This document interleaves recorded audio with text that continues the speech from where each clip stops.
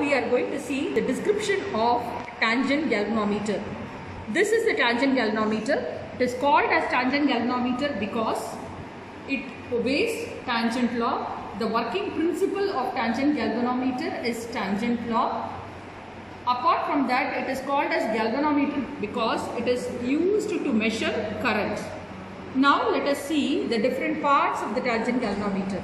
You have a circular turntable which can be rotated about a pivoted axis. As you can see, you see the turntable rotating.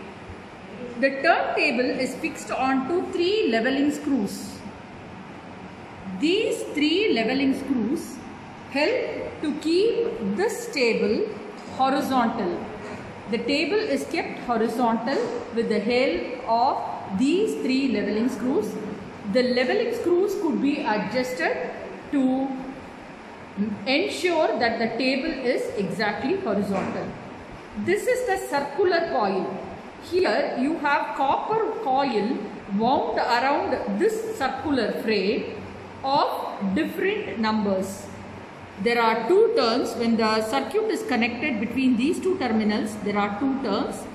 Then if it is between these 2 terminals, you include 5 turns. And if it is between first and last, it is 50 turns. So when this connection is made, current flows through this coil, creating a uniform magnetic field in this region.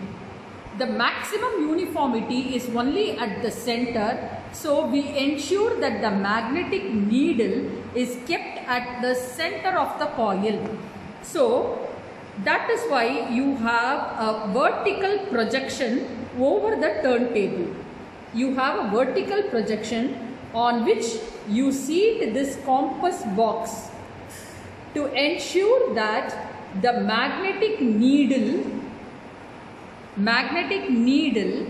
is exactly located at the center of the circular coil. Now, description of this compass box. This is called the compass box. As you can see, there is a magnetic needle pivoted at the center with an aluminium pointer perpendicular to it. The red dot on the magnetic needle indicates that it is the north pole of the magnetic needle.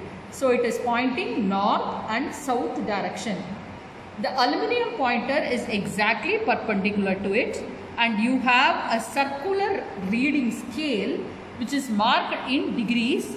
It starts from 0 and goes to 90, again from 90 to 0. So as you can see, I am turning the turntable in such a way that the aluminium pointer points 0, 0 deflection. And 90, 90 is on this side. And while setting this apparatus, you should ensure that the coil and the magnetic needle are parallel to each other. So when viewed from above, you will see that the coil and the magnetic needle are exactly parallel to each other, which means you can apply tangent law, which states that when a magnetic needle is suspended at a point where there are 2 uniform cross fields acting perpendicular to each other, will come to rest in the direction of resultant of the 2 fields.